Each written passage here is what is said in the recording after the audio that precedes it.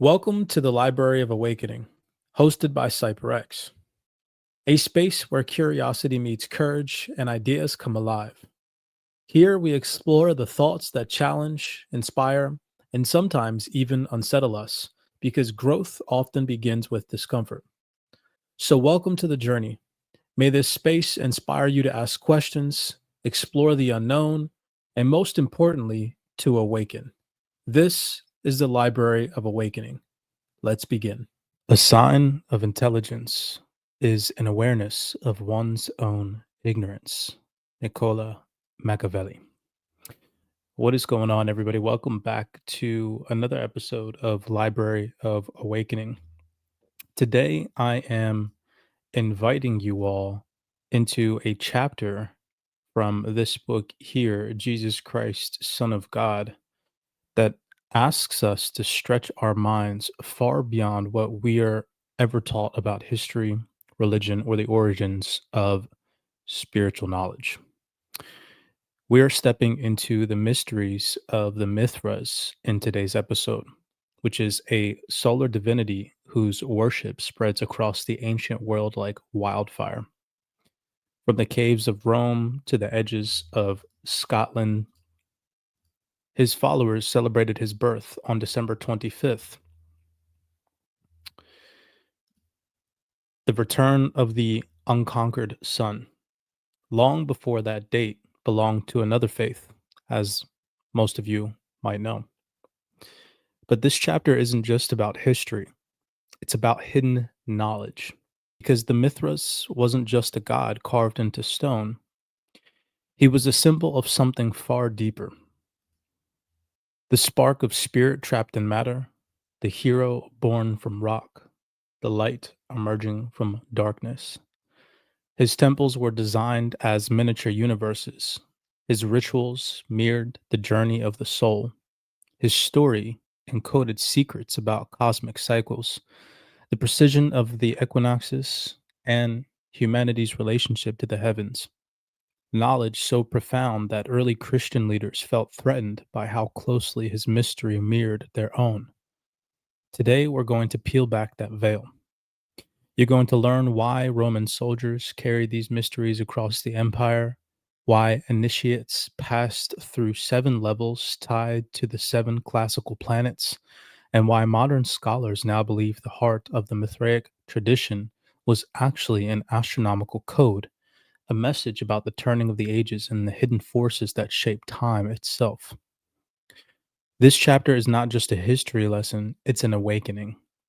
Because when you understand why Mithras slay the bull, when you understand what that cave really symbolized, which we'll get into, when you understand the god Aeon turning the axis of the heavens, you start to realize that the ancients weren't worshiping idols, they were mapping reality. And they left clues, clues meant for those searching now. So, in this new transition of ages, take a breath, settle in, and let's step together into a mystery that has survived wars, empires, and centuries of silence. This is the story of Mithras, the unconquered sun, and the truth hidden in the turning of the cosmos. Before we dive into today's chapter, we're going to be reading chapter 7, and a follow up episode, we're going to read the chapter following this one, chapter 8. We have roughly about 6 to 7 pages to cover today, so it's going to be a lengthy one. This is from Jesus Christ, Son of God, which you guys can all find in the CyberX private Discord in the Third Eye or the books only section. Before we dive into the chapter today, though, I just want to let you guys know that these future video breakdowns are going to be uploaded to the CyberX YouTube, the CyberX Rumble, the CyberX Twitter, and the Library of Awakening Twitter, and the newly created Library of Awakening YouTube channel. So pause this video here. Do me a favor, if you guys aren't following Library of Awakening, head over to YouTube, type in at Library of Awakening, and give us a follow. So that way we can start to transition all of our book related and esoteric content over to this YouTube channel to move forward. And over time, we will then, once this platform grows, just start to upload this content directly on the Library of Awakening platforms. So, Chapter 7, New Light on the Mithric Mysteries. One of the most fascinating and widespread religious movements of the Hellenistic age is the worship of the solar divinity Mithras, whose birthday was celebrated on December 25th, the shortest day of the year, marking the return of Sol Invictus, the unconquered sun. Mithras was popular among the Roman soldiers who helped spread his worship to every corner of the empire. Mithraic sanctuaries have been discovered as far north as Scotland, throughout France, Germany, and Italy, to the south in Africa and Egypt, and as far east as the Black Sea. In the area around Rome, over 100 Mithraic temples have been discovered. This widespread diffusion of the Mithraic mysteries led one scholar to suggest that if Christianity had been stopped at its birth by some mortal illness, the world would have become Mithraic. In the same way that seemingly inert flint contains a hidden spark of fire, Mithras was born from a rock as a sturdy youth, symbolizing the heroic and alchemic release of the spirit from matter. Like Jesus, Mithras was born in a grotto or cave, and the solar divinity was worshipped in underground cave temples known as Mithraea, which were designed as models of the universe. The roof of the cave, for example, represented the celestial vault, hence, the ceilings of some Mithraea were decorated with stars. The central cult image of the temple was known as the Tauroctony, or bull slaying scene, which showed Mithras sacrificing the cosmic bull to bestow everlasting life on his followers, similar in theory to the atoning sacrifice of Christ. As the inscription from one Mithraic sanctuary reads, "Us too you have saved by shedding blood, which grants eternity." Initiation into the mysteries was perceived as a form of the young Mithras born from the rock, holding a torch and a trowel, has been likened by scholars to the spark released from flint. This representation, a bas relief, was found in the crypt of St. Clement's at Rome.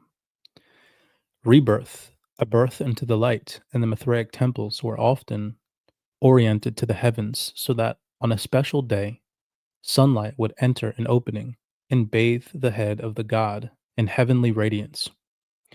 According to St. Jerome, there were 7 levels of initiation, each corresponding to one of the 7 planets. Symbols of the 7 grades are found in some Mithraic temples, and the initiates were given the following names as they made their ascent toward the higher degrees. You can see the name of the degrees here, the meaning, and the associated planet. Ptah meant father and was associated with Saturn. Heliodromus meant sun runner and was associated with the sun. Persis, meaning Persian, associated with the moon. Leo, lion, associated with Jupiter. Miles meant soldier and was associated with Mars. Nymphus meant bride and was associated with Venus. And last but not least, Corax meant raven and was associated with Mercury. Several early Christian fathers were troubled by the many resemblances between the myths and the rituals of Mithras and those of the early church. Mithraic sanctuaries, depicted up here above, were given the appearance of a cave. The image of Mithras slaying the bull formed the central focal point of the temple, which you can see here in the background. As noted, Mithras was born on, I'm going to go outright and probably say that the S on that is silent. So I'm going to say Mithra. Mithra was born on December 25th in a cave, and his birth was witnessed by shepherds. Initiates into the mysteries were baptized, and the initiates enacted a resurrection scene. According to Justin, the Mithraic initiates partook of a Eucharistic meal of bread and water. though there is also some evidence for the use of wine.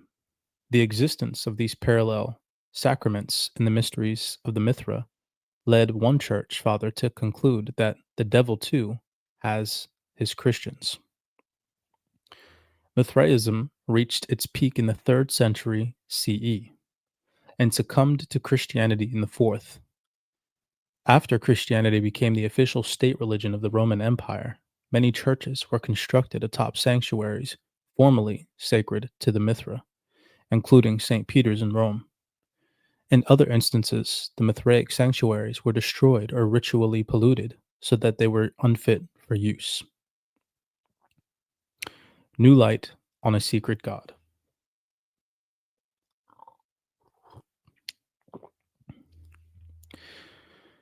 Couched in an aura of strict secrecy, with its attendant grades of initiation, one scholar has described Mithraism as the Freemasonry of the Roman world.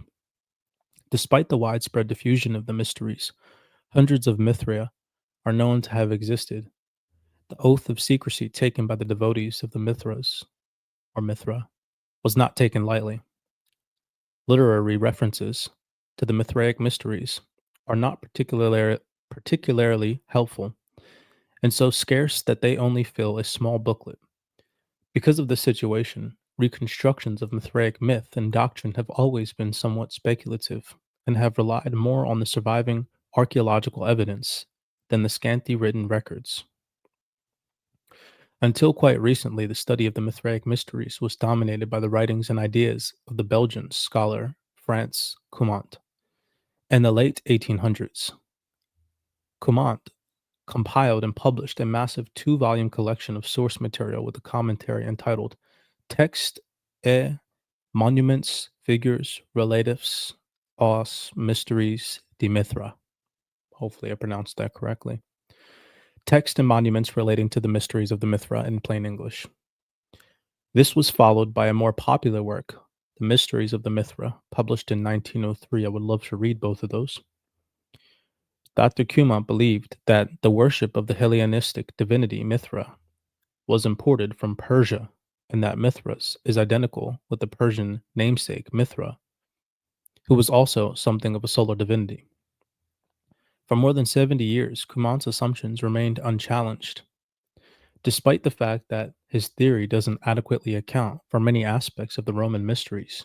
For example, in the Persian worship of Mithra, there are no grades of initiation, no cave temples, no version of the bull slaying myth, which is the central focus of the Mithraic mysteries in the West. Cumont's theory of Persian origins received a couple of difficult blows at the First International Congress of Mithraic Studies held in 1971. A paper delivered by John Hennels, an expert on Persian religion, concluded that the portrayal of Mithras given by Cumont is not merely unsupported by Iranian texts, but is actually in serious conflict with known Iranian theology.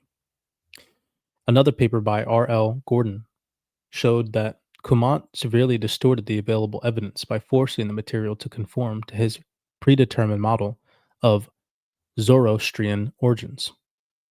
Gordon concluded that the theory of Persian origins was completely invalid and that the Mithraic mysteries in the West was entirely a new creation. Since that fateful year, the entire field of Mithraic studies has experienced a quite yet profound revolution, a transformation best recorded in David Ulensi's book, The Origins of the Mithraic Mysteries. I'm going to see if we can get all these books inside the CyberX Discord. Cosmology and Salvation in the Ancient World, which was written in 1989. In this groundbreaking work, Ulansley chronicles how recent scholarly investigation has focused on the symbolism of the Tauroctony, the bull slaying scene, which forms the focus of the Mithraic temples. And the Tauroctony, Mithras is shown poised over the bull, driving a knife into its shoulder. Oftentimes, the sun and the moon are represented above. Along with the signs of the zodiac, also common to representations of the Tauroctony are the torque bearers, Kots and the Kotopots, who look like miniature versions of Mithra himself, and usually flank the central scene. Kots holds his torch upwards, while the torch of Quatapats is inverted. Finally, there is the mystery of the accompanying animals and symbols. A dog laps up the blood released from the wound of the bull, while wheat grows from the tail of the bull, indicating fertility.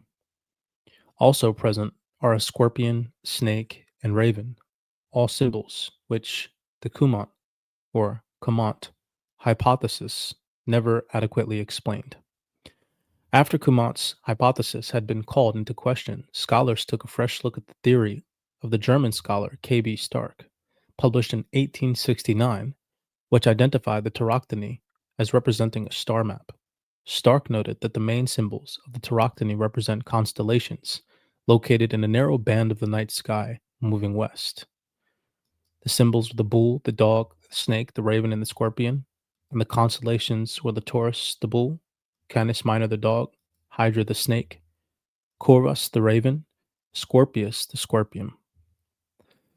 This astral theory was revived in 1973 by Roger Beck, who noted that all of these constellations are present in an area between Aldebaran and Taurus and Antares and Scorpio, along with the bright star Spica, the wheat ear, whose counterpart in the Tauroctony is the metamorphosed tail of the dying bull. Then, in 1977, Iraniologists Stanley Insler arrived independently at a similar interpretation, unaware of the earlier work of Stark and Beck. These interpretations, as David Ulensley points out, are fine as far as they go. But if the Tauroctony is actually a star map, what celestial phenomena accounts for the figure of Mithra and the Tauroctony? Mithras, Perseus, and the personification of hidden knowledge. Mithras is pictured as a young hero dressed in a flowing cape with a Phrygian cap poised over the sacrificial bull from which he is looking away. Since the Tauroctony is a star map, we need only look above the constellation of Taurus to find the original representation of the Mithra figure, the constellation of Perseus, the young hero who slew the Gorgon with his sword. Mithra was known as the Persian god, and the name Perseus was connected in ancient times with Persia. Perseus was also the name of the sun among the Stoics, and in ancient astronomical representations is shown wearing a Phrygian, I'm gonna butcher this one, Phrygian cap with his sword upraised above Taurus. Poised above Taurus the bull, Perseus is shown facing backwards on an ancient star map in the same way that Mithra looked toward the rear of the bull in the Tauroctony. Like Mithra, the conquering hero, Perseus was born in a cave. David Ulensi further notes that all the figures in the Tauroctony represent a narrow band of constellations located along the celestial equator, where it dips below the ecliptic between the intersection points of the Taurus and Scorpio, as they stood during the astrological age of Taurus, roughly between 4000 and 2000 BCE, when the spring sun rose in the constellation of Taurus. In some instances, a cup and a lion appear in the tandem in the Tauroctony. While the cup alone may represent the constellation crater in the local band of the star map, the cup lion symbol clearly represents Leo and Aquarius, the summer and winter solstices during the age of Taurus. David E. Lensley's findings also explain the symbolism of Quots and Quatapats, the two torchbearers who flank the Tauroctony, as he points out in Mithraic iconography. Quots, with his raised torch, is associated with a bull, while Quatapats, with his lowered torch, is associated with a scorpion. Taurus and Scorpio represent the two extremes of the star map, the exact points where the celestial equator intersects the ecliptic. The two equinoxes during the age of Taurus, Quots, with his raised bull torch, represents the point of the spring equinox in the constellation of Taurus, when the sun increases, while Quatapats, with his lowered scorpion torch, represents the point of the fall of the equinox in the constellation of Scorpio, when the sun declines. While all of the symbolism fits perfectly, the question still remains as this marble base belief found in London shows Mithras slaying the cosmic bull. Surrounding by the 12 signs of the zodiac, outside of the zodiac, in the lower corners, are busts of the winds. In the upper corners are the chariot of the sun, drawn by its four horses, and the chariot of the moon, drawn by a team of bulls. Scholars now identify the Mithraic bull slaying scene as a star map which depicts the beginning of the age of Aries.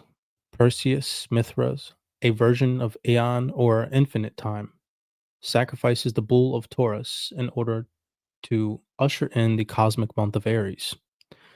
The dog is Canis Minor, the snake is Hydra, and the scorpion is Scorpio, all constellations draped along the celestial equator in the vicinity of Taurus.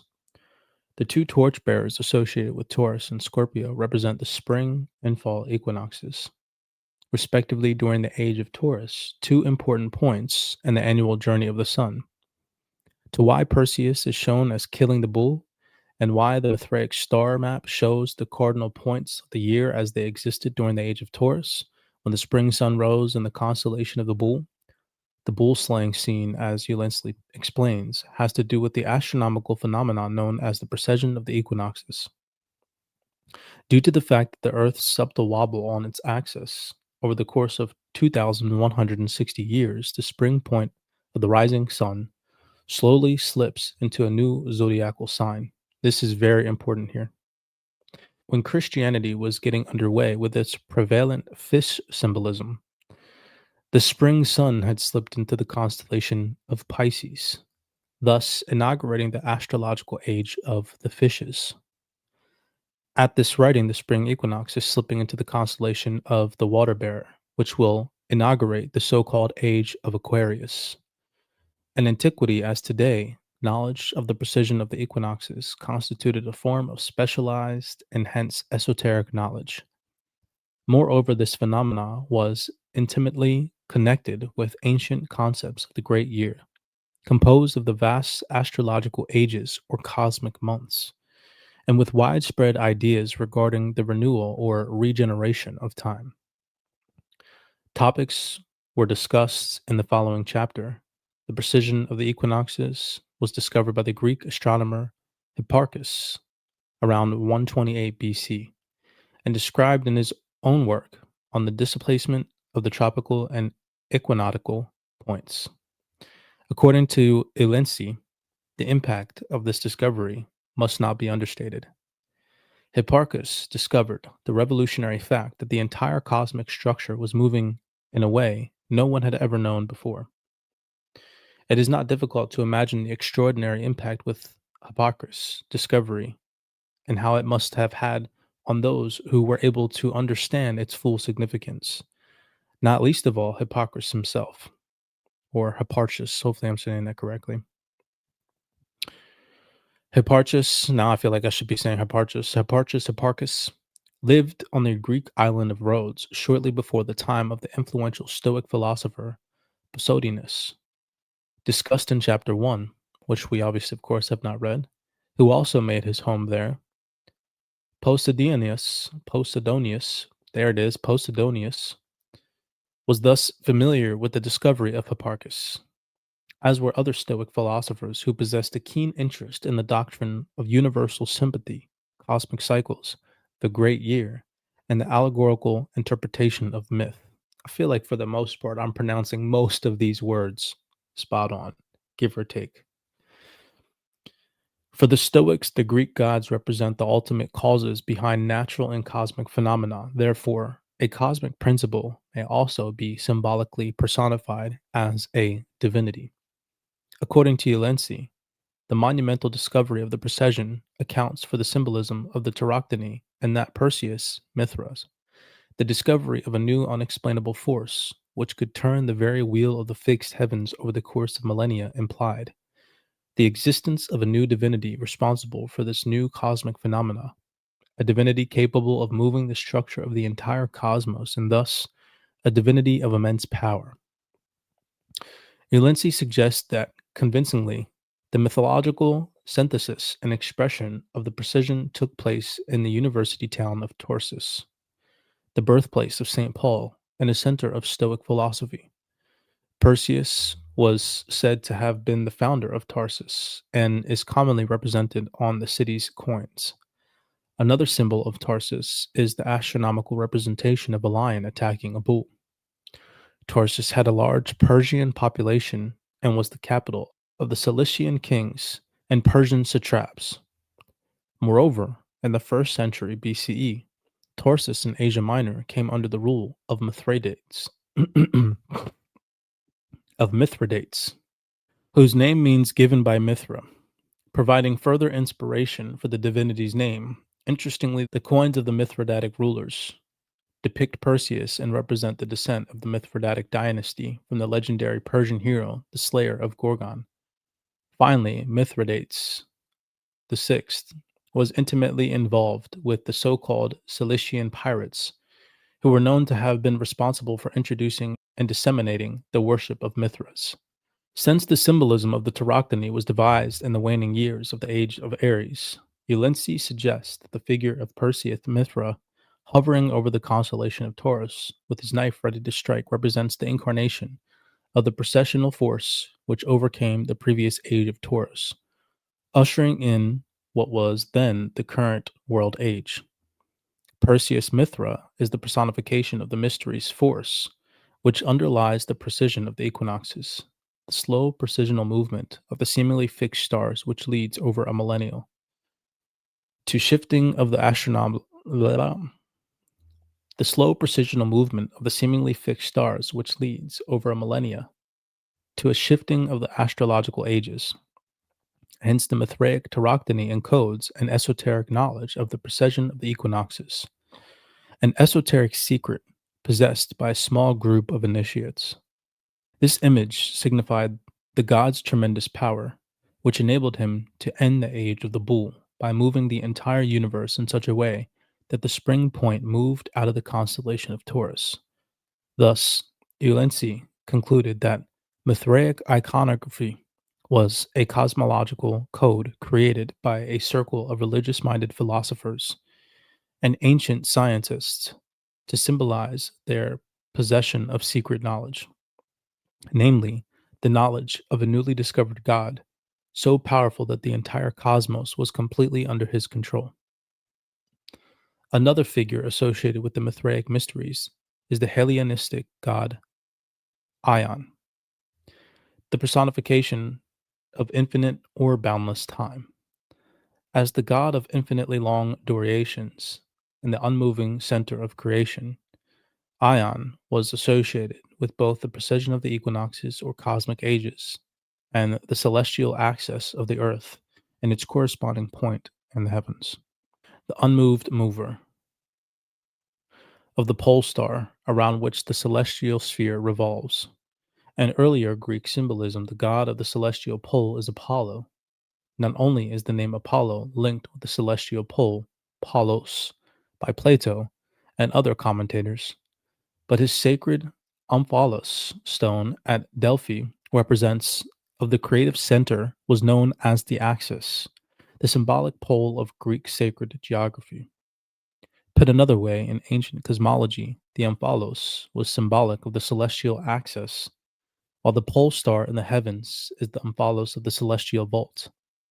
In the so-called Mithra liturgy, preserved in an ancient magical papyrus and initiate records, a magical invocation which the great god Helios Mithra ordered to be revealed to me by his archangel, so that I alone may ascend into heaven as an inquirer and behold the universe.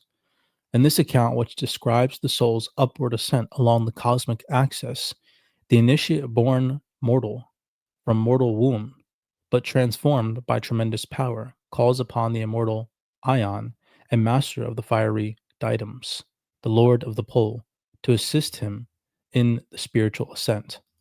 In the course of his journey, the initiate passes through the door of the mystical polar sun, after which he encounters the seven polar gods and is rewarded with a vision of Helios, the spiritual sun, a youthful god, beautiful in appearance, with fiery hair and in a white tunic and scarlet cloak, and wearing a fiery crown. After being hailed by an appropriate fire greeting, Helios comes to the celestial pole, after which the initiate encounters the seven pole lords of heaven. He then sings a hymn to these guardians of the pivot, who turn at the command the revolving axis of heaven. In this particular text, we can see the relationship between Ion, the pole god and lord of the quiet center, and Helios Mithra, the polar sun, who is the revealer of the vision and invocation. These figures, in fact, turn out to be identical, with Mithra can be seen as an equivalent to Ion, the god of the celestial pivot, the polar star, which gives birth to the flow of time and the precision of the equinoxes. Ion Mithra is therefore the spiritual. This Gaelic relief shows the child Mithra holding the cosmic sphere in one hand and turning the zodiac with the other.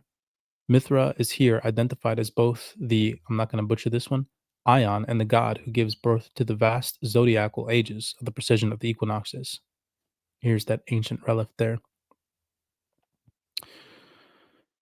Sun of which the physical sun is a lower reflection. This explains the common Mithraic representations, which depict Mithra and Helios together, suggesting that the two gods are not equivalent.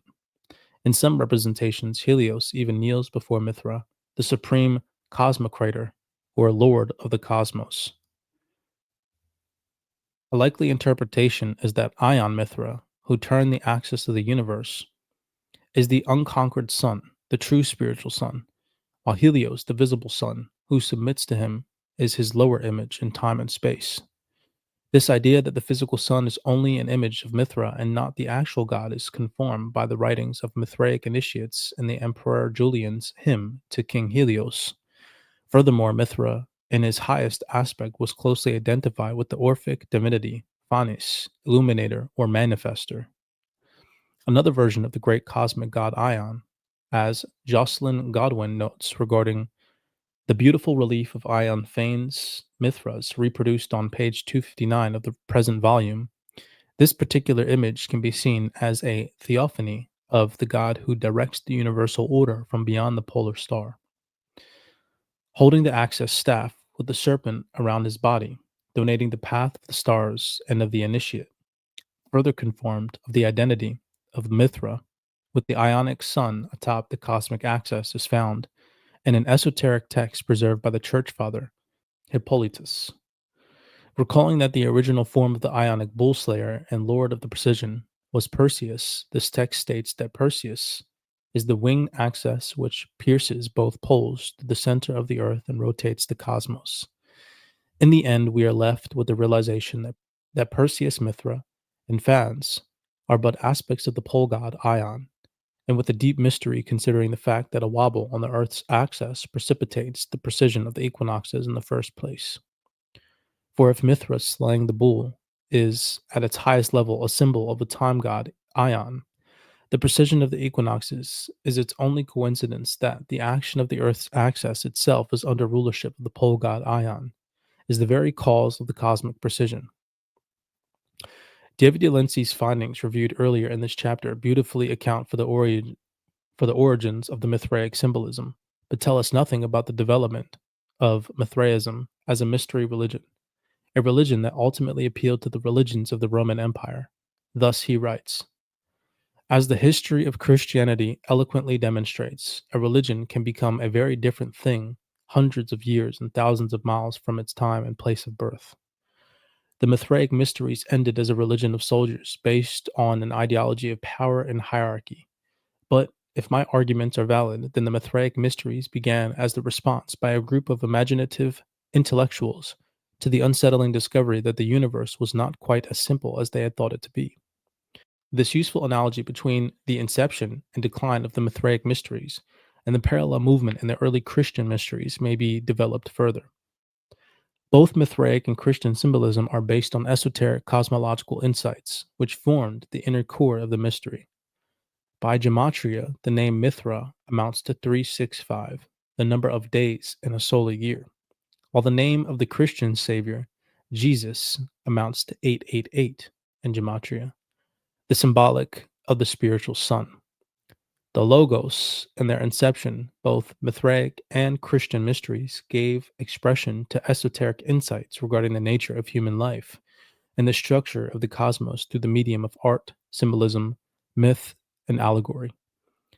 The Mithraic Tauroctony, for example, encapsulates a mystery which is simultaneously spiritual, scientific, psychological, and social, thus unifying the levels of universal expression.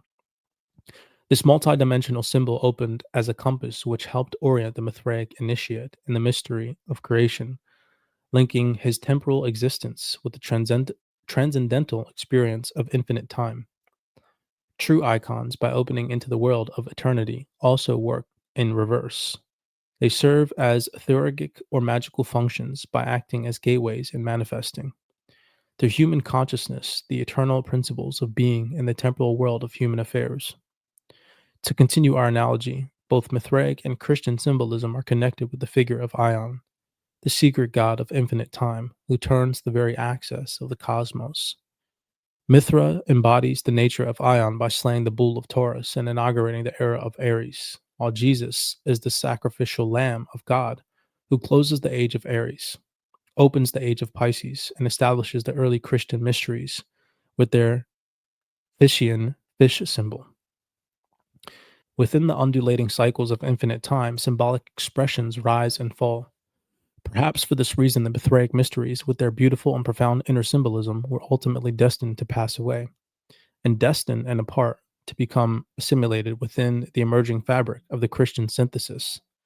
That is because, in the ceaseless renewal of time, the moment was right for the manifestation of the emerging Christian revelation and revelation key to the moment of the stars, which drew upon the transmuted in the most ancient traditions.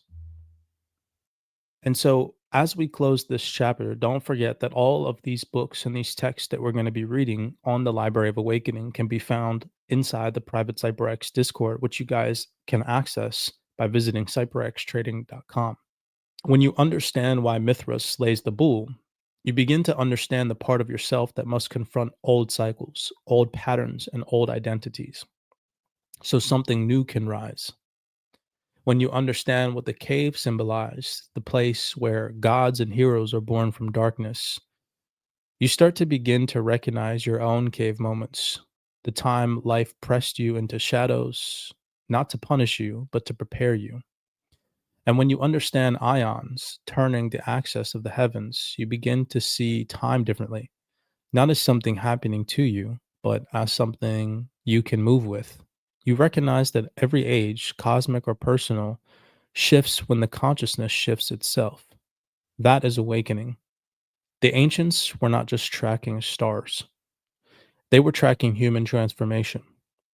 Mithras slaying the bull teaches you that growth requires courage. The cave teaches you that light is born in silence. Ion teaches you that your life unfolds across cycles bigger than your current moment. And if you can hold all three, you stop fighting your journey and start recognizing it. So, as you step away from this chapter, I want you guys to read this quote here. Take away one thing. You are in your own mystery school. You're your own initiation, your own unfolding of this cosmic age. And every challenge that you face is a gate. Every breakthrough is a new constellation rising. And every moment of clarity is your inner sun returning, your own soul Invictus, your unconquered light. So thank you for spending some time with me today to read thoroughly through this chapter.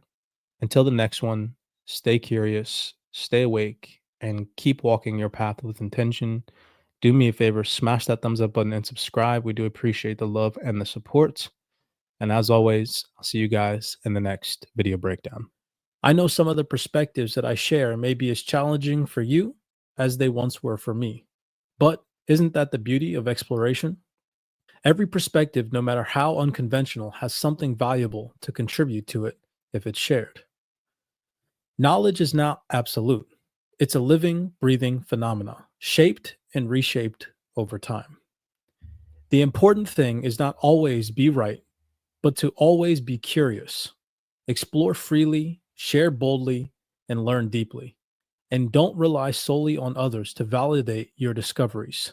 Stand firm in integrity, even in the face of criticism. Remember that growth always means embracing the humility to admit when we're wrong. Learning from our errors is not a setback, it's the very essence of our progress. So, welcome to the journey. May this space inspire you to ask questions, explore the unknown, and most importantly, to awaken. This is the Library of Awakening,